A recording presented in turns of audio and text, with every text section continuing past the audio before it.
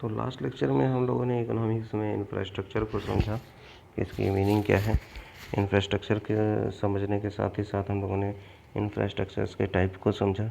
फिर इंफ्रास्ट्रक्चर की जो इम्पोर्टेंस वगैरह है उसके बारे में हम लोगों ने समझा।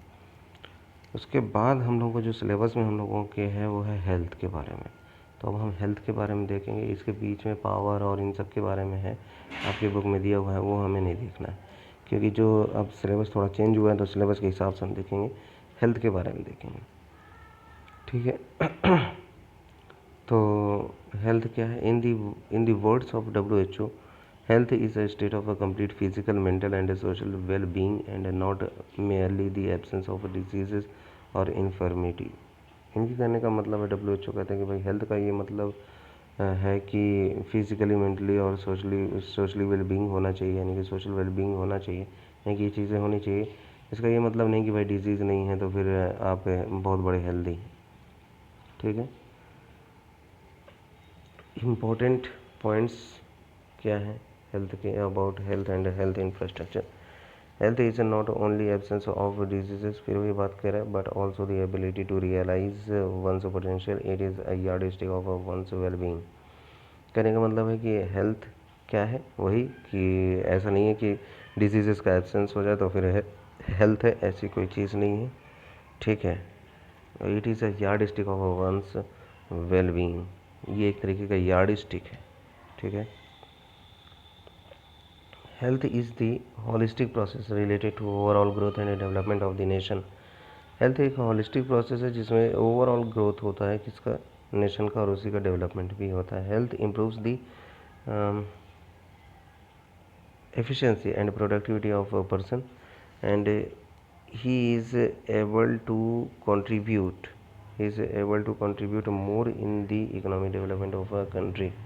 अगर हेल्थ अच्छा होगा तो फिर उससे क्या होगा, एफिशिएंसी और प्रोडक्टिविटी क्या होगी, बढ़ेगी। और यही चीज़ हमारी क्या करती है, कंट्रीब्यूट करती है इकोनॉमी के और ग्रो करने में, डेवलप करने में। It is the responsibility of the government to ensure that health facilities are accessible to all the people. ये गवर्नमेंट की रिस्पॉन्सिबिलिटी होती है कि सभी को हेल्थ फैसिलिटी क्या हो, मिले। It is difficult to define the health status of a nation in terms of a single set of measures. सिर्फ सिंगल सेट ऑफ यानी कुछ मेजर्स को लेकर के अगर आप कहें कि हेल्थ स्टेटस को डिटरमाइन कर लें या डिफाइन कर लें तो ये बड़ा ही मुश्किल होगा। The health status is usually measured in terms of life expectancy at birth. इसको यूजुअली जो मेज़र किया जाता है वो लाइफ एक्सपेक्टेंसी से मेज़र किया जाता है। इन्फेंट मोर्टेलिटी रेट, यानी कि जो शिशु वगैरह जो होते हैं छोटे छोटे, उनके मोर्टेलिटी रेट से मेज़र किया जाता है।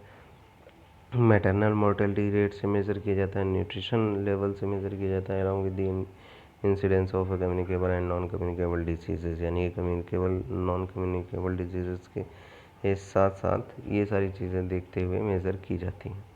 Development of health infrastructure ensures a country of a healthy manpower for production of goods and services. ठीक है। तो development of health infrastructure ensures a country of healthy manpower for production of goods and services. Development of health infrastructure जो है वो help करता है किसको, इसको डेवलप करने में, तो मैन पावर को डेवलप करने में या production of goods and services को डेवलप करने में। यहाँ पे नेक्स्ट आता है, health infrastructure includes hospitals, doctors, nurses and other paramedical professionals, beds, equipments required in hospital, यानी कि जितनी भी चीज़ें हॉस्पिटल की वो सारी चीज़ें हेल्थ इंफ्रास्ट्रक्चर में इंक्लूड होती हैं। And a well developed pharmaceutical industry, और बहुत वेल डेवलप्ड फार्मास्यूटिकल इंडस्ट्रीज़ को इसमें इंक्लूड किया जाता है। Mayor presence of health infrastructure is not sufficient. सिर्फ और सिर्फ हेल्थ इंफ्रास्ट्रक्चर प्रेजेंट होना ये ज़रूरी नहीं है,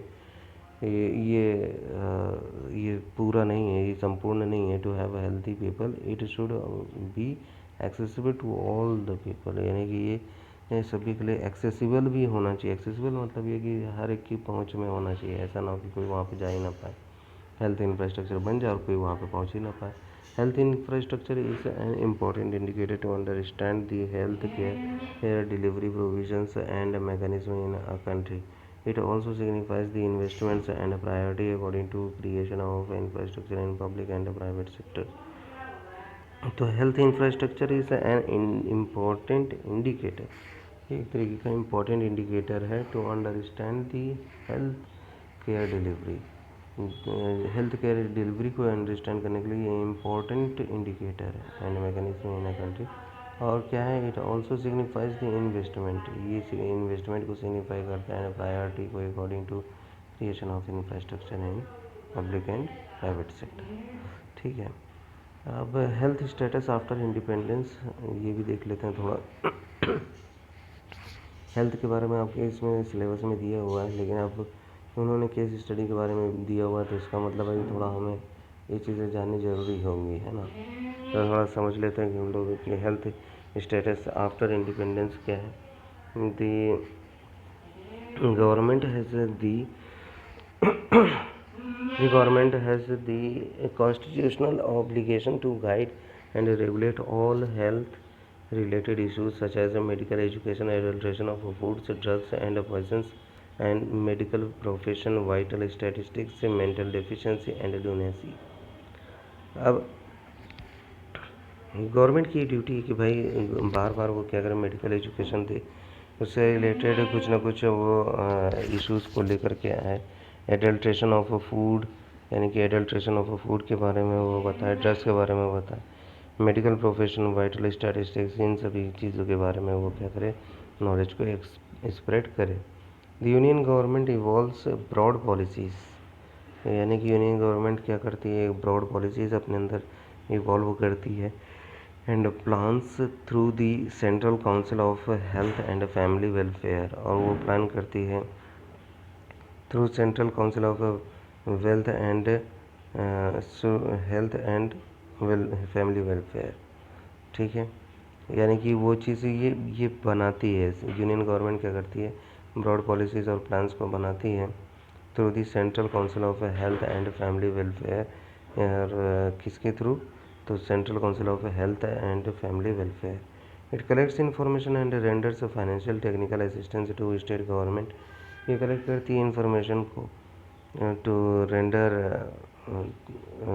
financial and technical assistance to state government, union territories and other bodies for implementation of important health programmes in the country. ठीक है,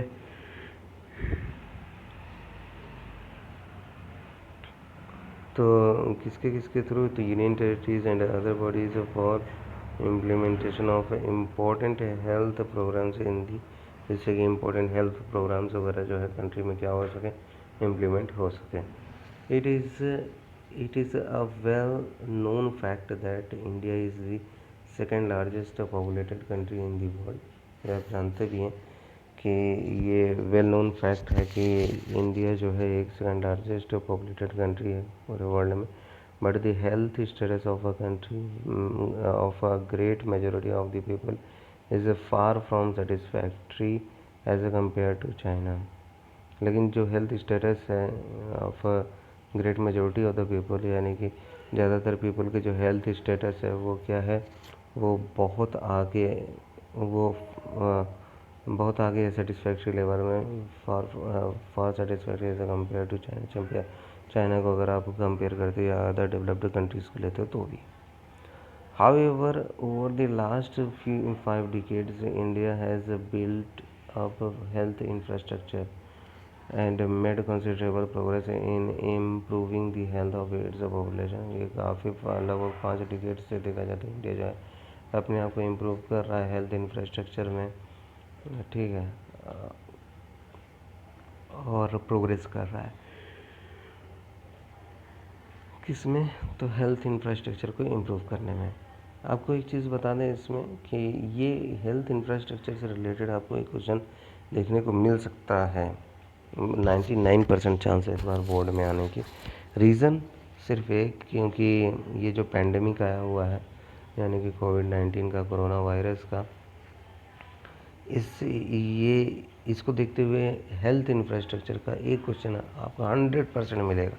99% का आप 100% डालिए, उससे 100% आपको मिलने वाला है। तो ये आपको पूरा हेल्थ को तो अच्छी तरीके से आप पढ़ ही लीजिए, क्योंकि क्या होता है वो कोविड-19 से रिलेट करके कोई क्वेश्चन देते हैं, ठीक है, ऐसा भी वो कर सकते हैं, है ना।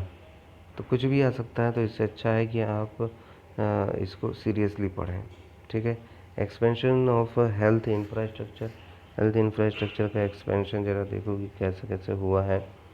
तो at the village level a variety of hospitals technically known as primary health centres have been set up by the government. Primary health centre वगैरह खोले गए हैं जो कि सेटअप किए गए हैं गवर्नमेंट के द्वारा। India also has a large number of hospitals run by voluntary agencies India and the private sector.